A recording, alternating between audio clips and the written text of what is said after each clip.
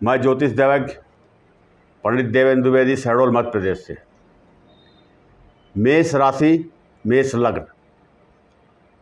मेष राशि चंद्र राशि पर आधारित विश्लेषण है। मेष राशि के जो जातक हैं, चंद्र कुंडली के अनुसार ऐसा समय, महत्वपूर्ण समय, जीवन को बदलने वाला समय, सब कुछ प्राप्त करने वाला समय, समस्त इच्छाओं की पूर्ति वाला समय शायद कभी कभी आता है। शायद कभी कभी आता है। पूरे जीवन में ऐसे योग संजोग नहीं बनते हैं। ये चंद्र राशि पर आधारित कुंडली है। पर इसके पहले जन्म कुंडली जो आपकी है, जो स्थायी कुंडली है, उसमें भी किसी न किसी ग्रह की महादशा, अंतर्दशा, प्रत्यंतर दशा चलती होगी। उसका भी अध्ययन कर लेना उचित है कि जन्म कुंडली में राहु की क्या स्थिति है, राहु किस भाव में है, कितने डिग्री के हैं, कितने अंश के हैं, इसका भी अध्ययन कर लेना चाहिए। क्योंकि लग्न कुंडली जो होती है वो स्थायी कुंडली होती है। उसमें जो महादशा, अंतर्दशा चलती है वो स्थायी रूप से हमारे जीवन को प्रभावित करते हैं। और चंद्र कुंडली जो है अस्थायी कुंडली है। ग्रहों का गोचर है। ब्रह्मांड में ग्रह जो है चलायमान है, चलते रहते हैं। हर ग्रह की अपनी एक निश्चित सीमा है। जैसे शुक्र को ले लें तो 25 दिन, शनि 30 महीना, गुरु 1 वर्ष, राहु 18 महीना, केतु 18 महीना। इस प्रकार से गोचर कुंडली जो है एक निश्चित समय तक रहती है, उसके बाद बदलाव हो जाता है। मित्रों, मेष राशि को सब कुछ प्राप्त होने वाला है ऐसा मैं कह रहा हूँ, लेकिन थोड़ा सा अपने आप को चैतन्य भी रखना पड़ेगा। क्योंकि मेष राशि के जातकों के ऊपर शनि की प्रथम ढैया भी चालू हो गई है। 7.5 का प्रथम चरण भी चल रहा है। 28 नवंबर 2025 तक शनिदेव बकरी हैं, इसलिए अभी कम प्रभाव। और राहु आपके एकादश भाव में है। गोचर में राहु आपके एकादश भाव में है। मेष राशि की कुंडली है। एकादश भाव में कोई भी ग्रह होता है अच्छे परिणाम ही देता है, बढ़िया परिणाम देता है, क्योंकि भाव उसको अच्छा मिल गया। इसे हम लक्ष्मी का भाव कहते हैं, आय का भाव कहते हैं। आय से मतलब सिर्फ आर्थिक नहीं है। आय से मतलब हम कहीं नौकरी कर रहे हैं, हमारा प्रमोशन हो जाए। राजनीति में हैं तो हम उच्च पद को प्राप्त कर जाएं। विधायक है तो मंत्री बन जाएं, मंत्री हैं तो मुख्यमंत्री बन जाएं, राज्यपाल बन जाएं। छोटी मोटी बीमारियों का भी है, सर्दी, खांसी, बुखार, पेट दर्द, इस प्रकार से छोटी मोटी बीमारियों का है। लक्ष्मी भाव भी इसे कहा जाता है। इसलिए इस भाव में जो भी ग्रह बैठता है वो शुभ फल देता है। और राहु देव जो हैं तीसरे, छठे और 11वें भाव में स्वतः ही अच्छे फल देते हैं, अच्छे परिणाम देते हैं। जीवन को बदलने वाला समय है ये, खासकर 28 नवंबर तक, जब तक शनि मार्गी नहीं होते हैं। पर राहु से सचेत रहिएगा, होशियार रहिएगा। राहु बहुत विचित्र ग्रह है। राहु चुटकियों में, सेकंडों में कुछ का कुछ कर देता है। जिसका व्यवसाय नहीं चल रहा था, कुछ नहीं हो रहा था, सब कुछ बदल देने वाला ग्रह होता है। पर पापी ग्रह है, इससे संभल कर रहिएगा। देता तो है पर लेने में भी कमी नहीं करता, इस बात का भी ध्यान रखिएगा। राहु एकादश भाव में बैठ करके सब कुछ देने के लिए तैयार है, समस्त इच्छाओं को पूरा करने वाले हैं। अब यहाँ पर मैं आगे विषय पर चलूँगा कि राहु मेष राशि के जातकों के लिए क्या करना चाहिए। पर यहाँ पर मैं आपको एक बात पहले बता देता हूँ कि जो मेष राशि के जातक हैं या मेष लग्न की में जिनका जन्म हुआ है, वर्तमान समय में उन्हें बजरंग बाण का या हनुमान चालीसा का कम से कम 3 पाठ, साथ हो जाए तो अच्छा है। 3 पाठ अवश्य करें, जिससे जो खुशियाँ आने वाली हैं वो स्थिर रहें। इसलिए कह रहा हूँ, अनुष्ठान भी आप करवा सकते हैं। हनुमान चालीसा का, बजरंग बाण का अनुष्ठान भी आप करवा सकते हैं। राहु झूठ बहुत बोलवाता है, राहु भ्रमित बहुत करता है, राहु लालची ग्रह है, लालच बहुत देता है। तो किसी भी कार्य को करने के पूर्व 5 मिनट रुक करके सोच लीजिए, समझ लीजिए, उसके बाद अपने कदम आगे बढ़ाइए। राहु ऐसा ग्रह है, डराता भी है, देता भी है, लेता भी है। हर प्रकार के सुख और दुख का कारक ग्रह राहु होता है। यहाँ पर राहु आपके एकादश भाव में है, धन की कमी नहीं होगी, बिल्कुल नहीं होगी। उसका कारण है कि 18 मई 2025 को राहु और केतु 2 ग्रह जो है राशि परिवर्तन करते हैं।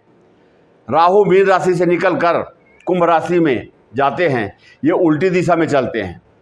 इनके अंश को भी देखा जाता है तो 30 से देखा जाता है, 30 से लेकर के 24 डिग्री तक। मैं कई वीडियो में इसका विश्लेषण किया हूँ। 30 से लेकर के 24 डिग्री तक ये 25% लाभ या हानि। शुरू में अगर 28, 29, 30 है तो वो मृत अवस्था हो जाती है। उस समय कोई भी ग्रह अपना कार्य करने में असमर्थ होता है, न शुभ फल देता है न अशुभ फल देता है। इनके साथ भी, राहु के साथ भी यही स्थिति है कि अभी ये 24 और 30 के बीच में चल रहे थे, और 24 और 30 के बीच में चलने के कारण बल नहीं था, बलहीन थे। अब राहु बलवान हुए। अब ये 6 डिग्री की यात्रा इनकी, 30 से 24 6 डिग्री की यात्रा इनकी पूरी हो गई है। अब ये 50% की तरफ बढ़ गए, 24 से लेकर के 18 डिग्री तक। 18 से लेकर के जब 12 डिग्री की आएगी तो आप हवा से बात करेंगे, पैसा इतना आएगा कि आप संभाल नहीं पाएंगे। ये मैं आपको विश्वास दिलाता हूँ। लेकिन ये भी ध्यान रखें हमेशा कि जैसा मैंने कहा कि पहले आप शिव जी की आराधना कर लें, मंत्र जाप कर लें, हनुमान चालीसा, बजरंग बाण, इसका पाठ अवश्य करना चाहिए। अवश्य, निश्चित रूप से, आवश्यक रूप से करना चाहिए अगर स्थायित्व चाहते हैं तो। अब यहाँ पर शनि महाराज 24 के बाद 23, 22 जैसे आगे बढ़ते जाएंगे आपके जीवन में अनुकूलता चली आएगी। ये एकादश भाव आय का भाव है।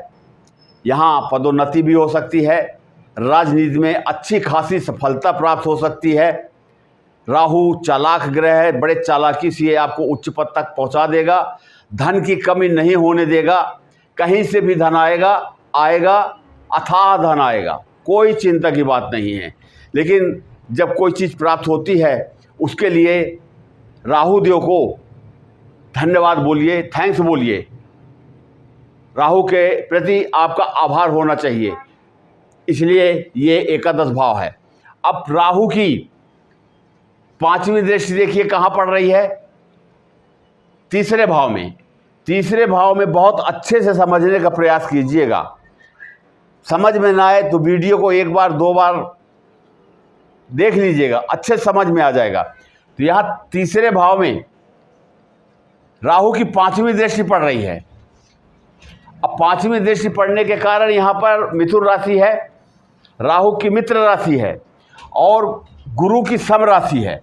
गुरु यहाँ पर गोचर कर रहे हैं, 14 मई 2025 से गुरु यहाँ पर गोचर कर रहे हैं।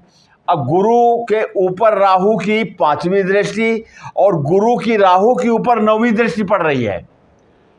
तो गुरु की 9वीं दृष्टि अमृत दृष्टि, सभी प्रकार के विनाश को, सभी प्रकार के जीवन में जहर को समाप्त करने वाली दृष्टि ये राहु के ऊपर पड़ रही है। तो राहु के अंदर जो अशुभता थी, जो क्रोध था, आलस्य था, दृष्टि पड़ने के कारण राहु यहाँ पर अपना अशुभ प्रभाव देने में असमर्थ हो गए। चाह करके भी नहीं देंगे, क्योंकि गुरु के आगे राहु की नहीं चलती है।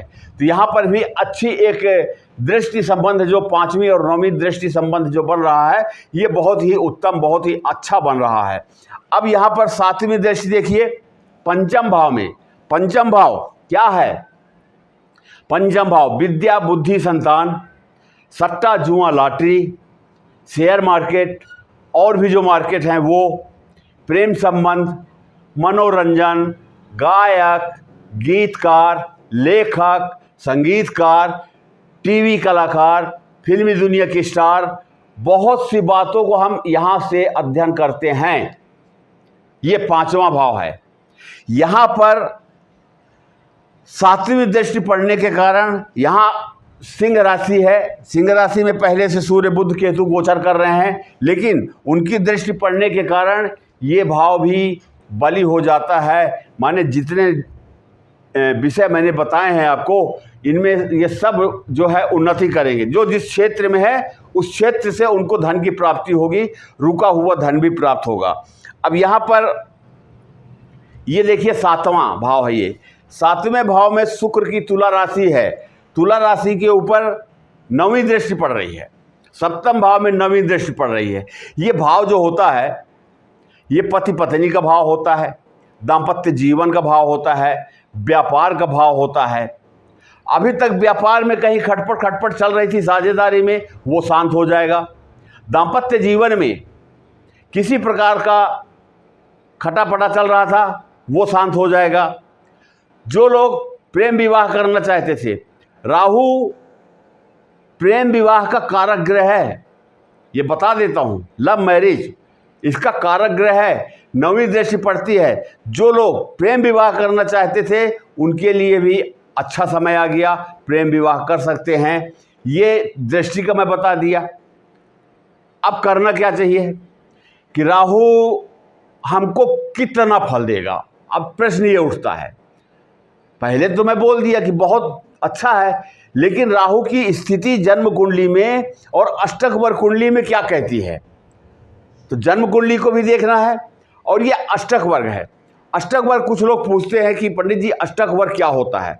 अष्टक वर्ग जो है कोई नई बात नहीं है। हाँ, ये है कि अष्टक वर्ग के लोगों, अष्टक वर्ग जो है इसको लेकर के लोगों ने बातें कम की हैं, इसलिए ये प्रचार प्रसार में नहीं आ पाया। पर अष्टक वर्ग की जो कुंडली है ये बड़ी ही महत्वपूर्ण कुंडली है। हम चारों तरफ से जब सभी कुंडलियों का अध्ययन करते हैं, विश्लेषण करते हैं, तो लास्ट में आकर के हम अष्टक वर्ग में पहुंच जाते हैं।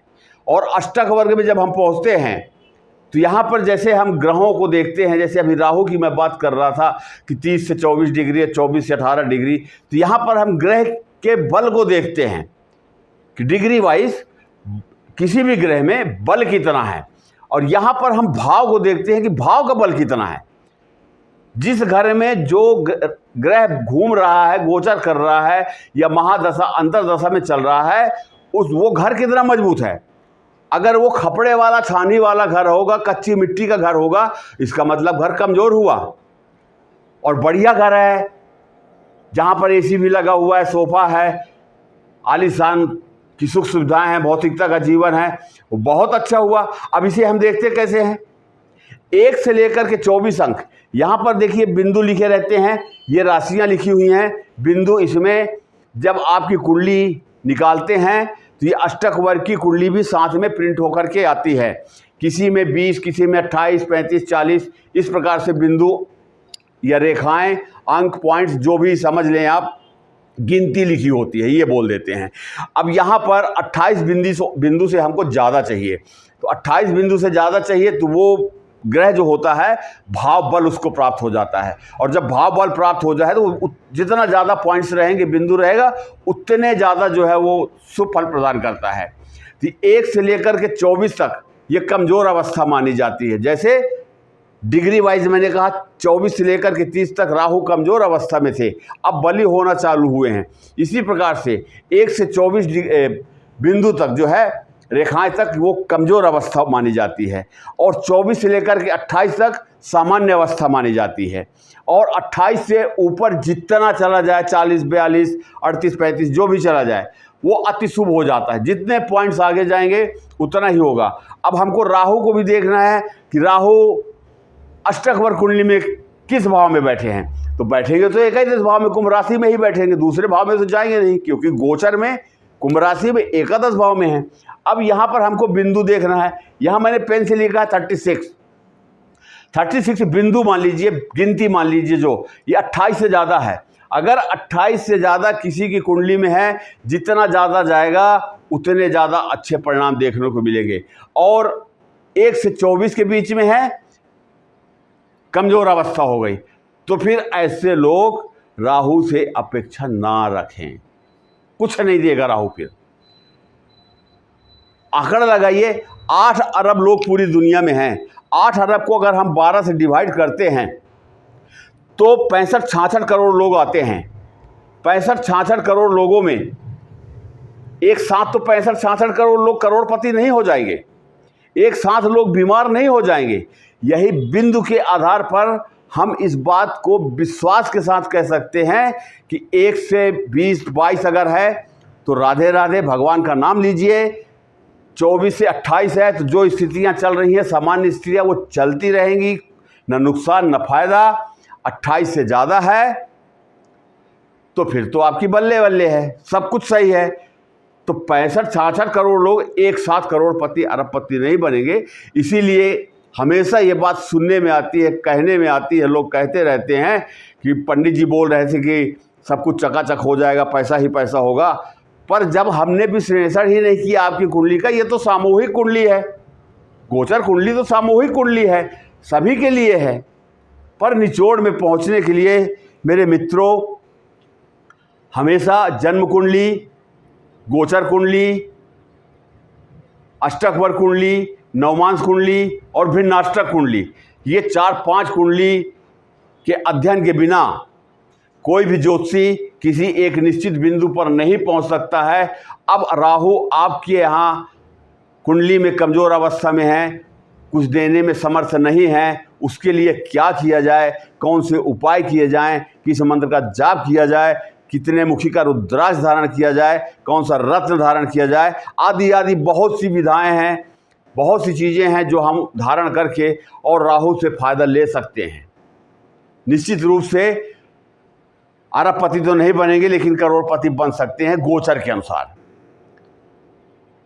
आप अपनों की या किसी की जन्म पत्रिका दिखाना चाहते हैं, ज्योतिषी परामर्श चाहते हैं, तो दिए गए व्हाट्सएप नंबर में अपना नाम, जन्म तारीख, जन्म समय, जन्म स्थान मैसेज कर दें। मैं आपकी कुंडली, जैसे आपका नंबर आएगा मैं आपसे स्वयं बातें करूंगा। और एक निवेदन और आपसे कि जो लोग फ़ोन करते हैं, फ़ोन तो है ही बात करने के लिए, नंबर इसीलिए दिया गया है, उनका स्वागत है, अभिनंदन है। अपनी समस्याओं को गोपनीय रखें, क्योंकि अधिकतर लोग अपनी समस्या से पीड़ित हैं। मैं उनकी पीड़ा को समझता हूँ, ऐसा नहीं है, पर अपनी समस्याओं को गोपनीय रखें। पूरी कुंडली का अध्ययन करने के पश्चात मैं स्वयं आपसे बातें करूंगा, और बातें करते करते जब तक हो सकता है मैं आपकी समस्या को लेकर के बातें कर चुका हूं। इसके पश्चात भी अगर कोई बात रह जाती है तो मैं आपसे स्वयं बोलता हूं कि अब आपका कोई प्रश्न हो तो आप कर लीजिए। इसलिए आप अपनी समस्या को गोपनीय रखें तो ज़्यादा अच्छा होगा, पहले ना बताएं। और मित्रों, यहाँ तक मैं आया हूँ, अगर आपको अच्छा लगा हो, आपका 1 सेकंड का काम है, लाइक करना 1 सेकंड का काम है, लेकिन वो 1 सेकंड हमारे लिए कई घंटों के बराबर होता है। हमें बल मिलता है, हमको अच्छा लगता है, और हम नई नई बातों को लेकर के एक ऊर्जा मिलती है, उत्साह होता है, तो वीडियो बनाकर हम आप तक पहुंचाने का प्रयास करते हैं। इसलिए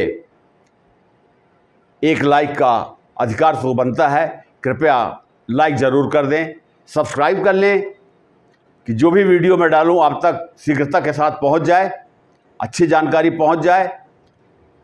और अपने मित्रों में अगर शेयर कर देंगे तो बहुत बहुत धन्यवाद।